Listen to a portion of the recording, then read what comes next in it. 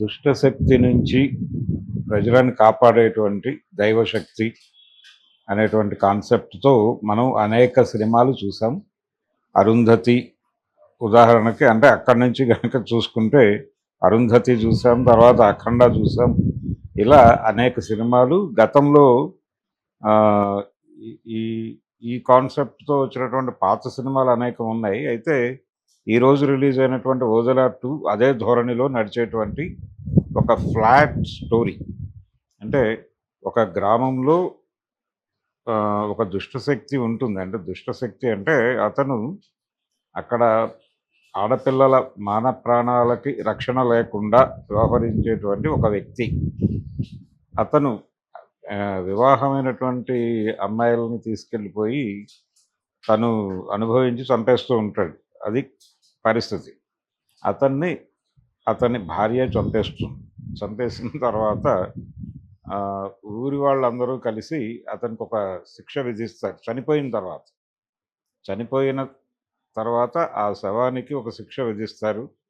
ఆ శిక్ష విధించటం వలన ఆ శవం ఆ ఊరి మీద పగ పెంచుకుని ఆ ఊరి మీద ఆ పగ సాధించటానికి చేసేటువంటి ప్రయత్నాలని దైవశక్తి అలా ఆపింది అనేది కాన్సెప్ట్. ఈ కాన్సెప్ట్ వాళ్ళు అనుకున్నప్పుడు బాగానే ఉంది, కానీ ఎగ్జిక్యూషన్కి వచ్చేసరికి నేను చెప్పినట్టుగా అరుంధతి అలాగే అఖండ ఈ సినిమాల పోకడలన్నీ మనకు తెర మీద కనిపిస్తాయి. సంపత్ నంది కమర్షియల్ డైరెక్టర్గా సక్సెస్ఫుల్ ట్రాక్ రికార్డు ఉన్నటువంటి డైరెక్టరే. ఆయన ప్రొడక్షన్ సైడ్ వచ్చి మధు ప్రొడ్యూసర్గా ఆయన రూపొందించినటువంటి సినిమా. అశోక్ తేజ డైరెక్ట్ చేశాడు ఈ సినిమాని. తమన్నా భాటియాతో ఆ ప్రధాన పాత్రను చేయించారు. అలాగే హెబ్బా పాటేల్ వీళ్ళందరూ ఉన్నారు సినిమాలో. ఉన్నప్పటికీ కూడా అంటే గతంలో వచ్చినటువంటి ఓజల్లా అది ఆడియన్స్లో ఒక క్యూరియాసిటీని క్రియేట్ చేసింది. అంటే స్క్రీన్ ప్లేలో మ్యాజిక్ ఉంది. దానిలో మర్డర్స్ ఎలా జరుగుతున్నాయో తెలియని ఒక కన్ఫ్యూజను, వాటిని క్లారిఫై చేయటము ఈ ధోరణిలో నడుస్తుంది పార్ట్ 1. దాంతో ప్రేక్షకులకి మీరు ఏ కథ అయినా చెప్పండి, దైవ సంబంధమైన కథ చెప్పండి, లేకపోతే అపరాధ పరిశోధన తరహా కథ చెప్పండి, కుటుంబ కథా చిత్రాన్ని తీయండి, యాక్షన్ స్టోరీ తీయండి, ఏం చేసినప్పటికీ ప్రేక్షకుడిని థియేటర్లో ఎంగేజ్ చేయగలగాలి, ఎంటర్టైన్ చేయగలగాలి, ఎమోషనలైజ్ చేయగలగాలి. ఇవి ఏవి చేయకపోయినా జనాలు చిరాకు పడి బయటకు వెళ్ళిపోయేటువంటి పరిస్థితి వస్తుంది. ఈ సినిమా విషయంలో కూడా అదే జరిగింది. అంటే పార్ట్ 1లో ఆ క్యూరియాసిటీని మెయింటైన్ చేయగలిగారు. స్క్రీన్ ప్లేలో కొంత దానికి సంబంధించినటువంటి మ్యాజిక్ నడిచింది. ఈ హత్యలు ఎలా జరుగుతున్నాయి ఏమిటి అని కొంచెం ప్రేక్షకుడు క్యూరియస్గా ఫీల్ అయ్యారు. కానీ ఇందులో మొనాటనస్గా అనిపించింది. ప్రతి హత్య ఒకే ధోరణిలో జరగటము ఏమిటిది అంటే ఆడియన్స్కి ఏం జరగబోతుందో అర్థమైపోయేటువంటి పరిస్థితి. అలాగే ముడులు వేసుకుంటూ ఫస్ట్ హాఫ్ ముడులు తీయటంలో ఒక ఉత్కంఠ కలిగిస్తూ ఇప్పుకుంటూ వెళ్ళటం సెకండ్ హాఫ్ అనేది ఒక ఫార్ములాగా మన కమర్షియల్ డైరెక్టర్లు వాళ్ళ మెదళ్లలో తిష్ట వేసుకుని పోయినటువంటి ఒక వ్యవహారం. ఈ సినిమాలో కూడా అలాగే ఆ ముళ్ళు విప్పేటువంటి పద్ధతి ప్రేక్షకులకి చాలా చిరపరిచయం అయినటువంటి పద్ధతిలో నడిచిపోయింది. దాంతో ఎక్కడ ఎవరికి ఏ రకమైన క్యూరియాసిటీ లేదు, అలాగే ఎమోషన్ కూడా ప్రాపర్గా పలకలేదు. చివరిలో దైవ సాక్షాత్కారం జరగటం అనేది కూడా అది ఆడియన్స్ని ఎమోషనలైజ్ చేసే లెవెల్లో పండలేదు. ఆ పండకపోవడంతో ఏ రకమైన ప్రభావము ప్రేక్షకుల మీద వెయ్యని ఒక నిష్ప్రయోజనమైనటువంటి ప్రయత్నంగా ఓజలా 2 అనేది మిగిలిపోయింది. సంపత్ నందితో పాటు దాదాపు అరడజన్ మంది రైటర్లు ఈ సినిమా కోసం పనిచేశారు. ఇంతమంది పనిచేసినప్పటికీ అంటే ప్రతి సీన్ని వాళ్ళు బాగానే చిత్రీకరించారు, కానీ వీటన్నిటినీ కలిపేటువంటి ఒక అంతఃసూత్రం ఉంటుంది. ఆ అంతఃసూత్రము అలాగే దాన్ని ప్రజలకు చెప్పేటప్పుడు ఆడియన్స్ చాలా క్యూరియస్గా ఉండేలాగా దాన్ని డిజైన్ చేయటంలోనూ దారుణమైన వైఫల్యం అయితే చెందారని చెప్పక తప్పదు. అందుకని ఈ సినిమా థియేటర్లో ఎలాంటి ఫలితాన్ని సాధిస్తుందో కూడా చెప్పలేని పరిస్థితి.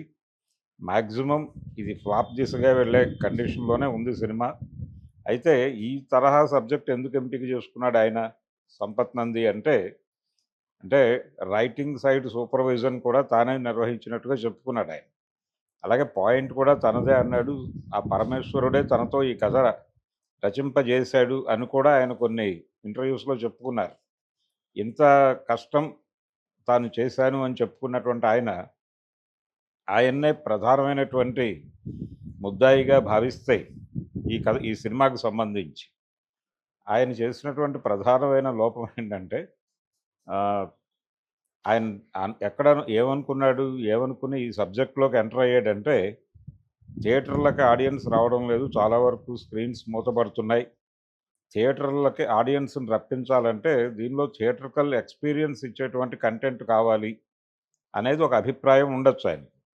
కానీ థియేటర్‌కి ఆడియన్స్‌ని రప్పించడానికి థియేట్రికల్ ఎక్స్‌పీరియన్స్ ఇచ్చేటువంటి సబ్జెక్టు అనే పేరుతో వీఎఫ్ఎక్స్ మీద ఎక్కువ ఖర్చు పెట్టిస్తే, దాని మీద ఎక్కువ కేంద్రీకరణ జరిగితే అది థియేట్రికల్ ఎక్స్‌పీరియన్స్ అంటే ఫోన్‌లో చూస్తే అది ఆనదు కాబట్టి థియేటర్‌కి వెళ్లి తీరాలి అనుకుని ప్రేక్షకులు థియేటర్‌కొస్తారని అనుకున్నాడాయన.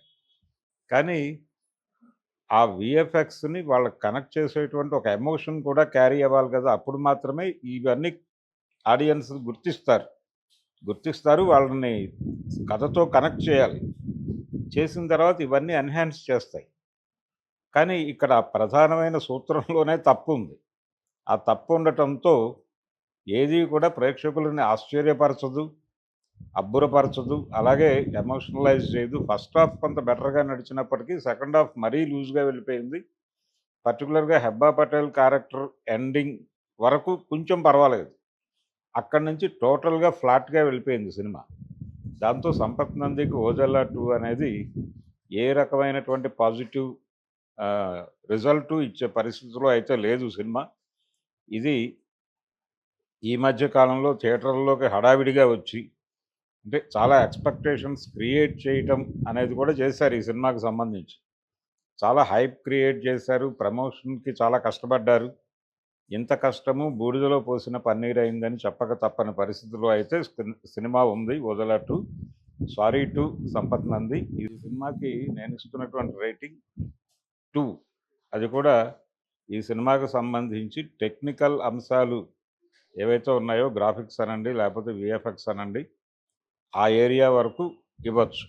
మిగిలినదంతా బూడిదలో పోసిన పన్నీరే.